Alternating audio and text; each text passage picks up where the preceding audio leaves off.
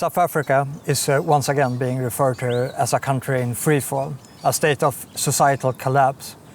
I have been here for almost 2 months now, and several friends have reached out to ask about the situation down here and wondering if it is as bad as some are claiming.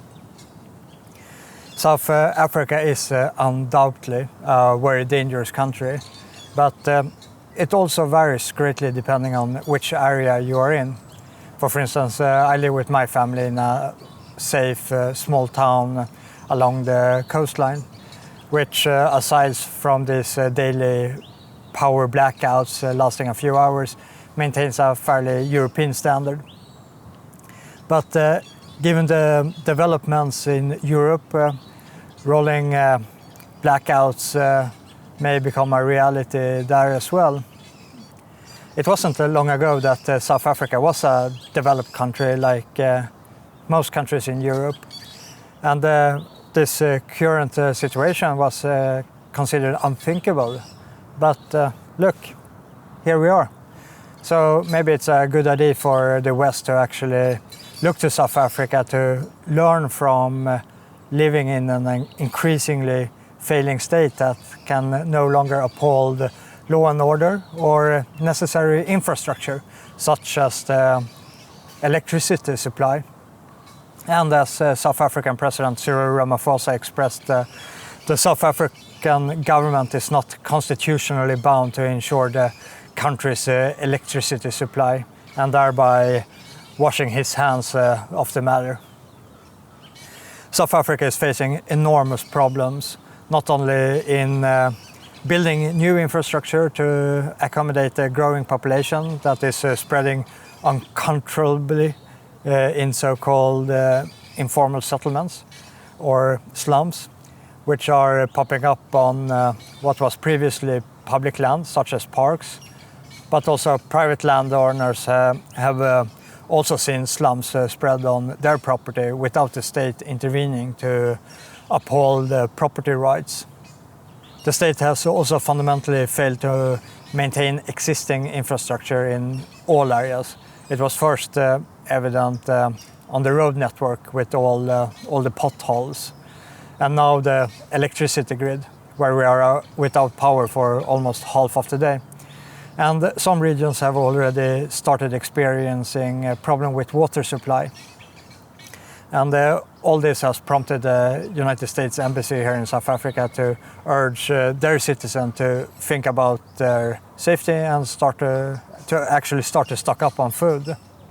Some of the reasons why South Africa has ended up in this situation are due to political policies like BEE, Black Economic Empowerment, which prioritize black people in the job market.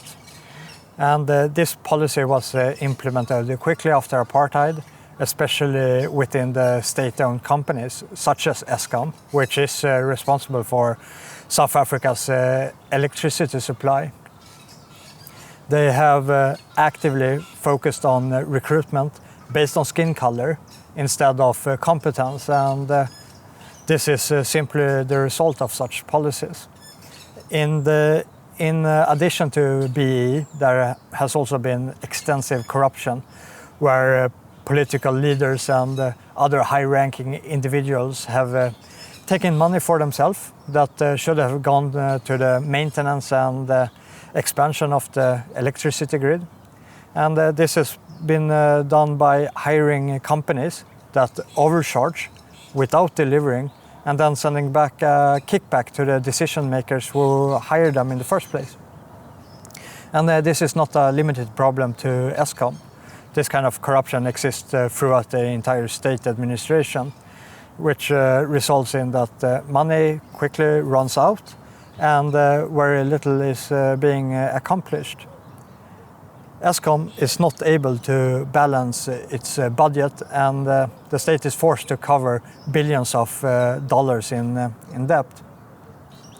It's worth noting that President Cyril Ramaphosa is one of South Africa's richest individuals. And he's only rich for one reason, and that's because he's a politician and can indulge in this form of corruption. Just a few months ago, Cyril Ramaphosa was caught with $4 million hidden under the mattress on his farm north of Pretoria. The reason it was discovered that Ramaphosa had $4 million at his home under the mattress was that he had a break-in. But the president didn't file a police report like a normal person, or maybe lots of people don't file reports here either way because of the over problem with crime and the police inability to solve it.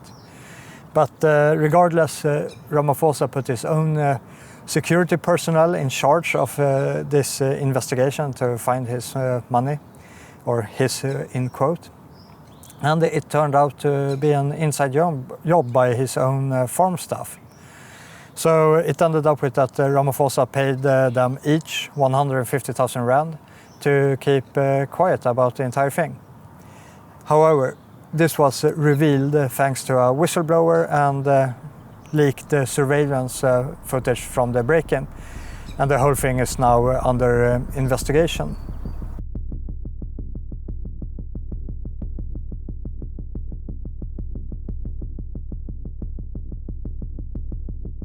This is just indicative of the corruption in this country, that if you are in a position to take, it is also considered right to do so. This was the same with the former president Jacob Zuma, and it will be the same with the future president that will replace Ramaphosa, regardless if it's due to this corruption or after the next election. Nevertheless, South Africa needs electricity to function. So a new CEO was appointed for Eskom to address this kind of corruption and get the maintenance of the electricity grid back on track. And it didn't go so well. And he recently survived a murder attempt at his office where someone had put cyanide in his coffee. And he has now fled the country. That writer got cyanide poisoning and was subsequently treated by a doctor. Gauteng police spokesperson, Lieutenant Colonel Mavela Masondo, confirmed that a case of attempted murder was opened at Manus police station in the Western Cape. The atmosphere here in South Africa is at times very tense, and violent protests have already broken out in some places due to these recurring blackouts. Just this week in Ekurhuleni, just outside Johannesburg, residents were very upset about not having electricity for several days. And the municipality needed to help to resolve this issue, so they hired some electricians from a subcontractor to help with the maintenance. But when the electricians arrived, 4 of them were beaten to death by an angry mob. So representatives from the city are now saying that it will take a little bit longer for the residents to get their electricity back to this area, as workers and subcontractors fear for their lives. And now, just in a couple of days, on March 20, the party EFF has declared a national shutdown in protest against the recurring power blackouts, and warns that stores and factories that choose to remain open will be at the risk for being looted. I say to you, close down all your businesses to avoid the looting. Close down all your shops to avoid the looting. Close down all your factories to avoid the looting. Close down everything. Nothing will be operating on that day. We are avoiding the looting. So we are saying to you, come and join the march, my brother. Come and join the march, my sister. National shutdown 20 March. We are not scared of the state power. Let the state come with its power. We'll come with the mass power. So everything is going to come to a standstill. We don't want to see a single truck moving. We don't want to see a single train moving. We don't want to see a single bus moving unless it's taking people to the picket lines. I am on location here in South Africa and in contact with an official representative from EFF, and I'm hoping to have a conversation with him before this national shutdown. And I'm also planning to meet with some representative from the municipality and other people, like maybe from some neighborhood watch, to see how they are going to prepare for this march on March 20.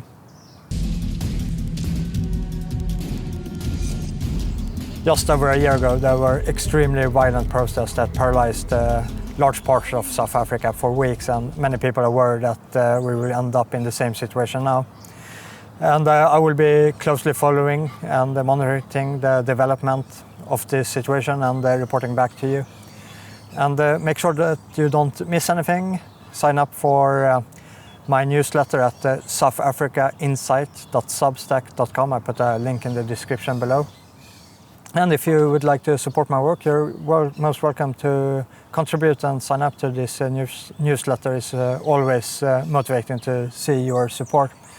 And I will talk to you all regarding this march on the 20th. And until then, you take care.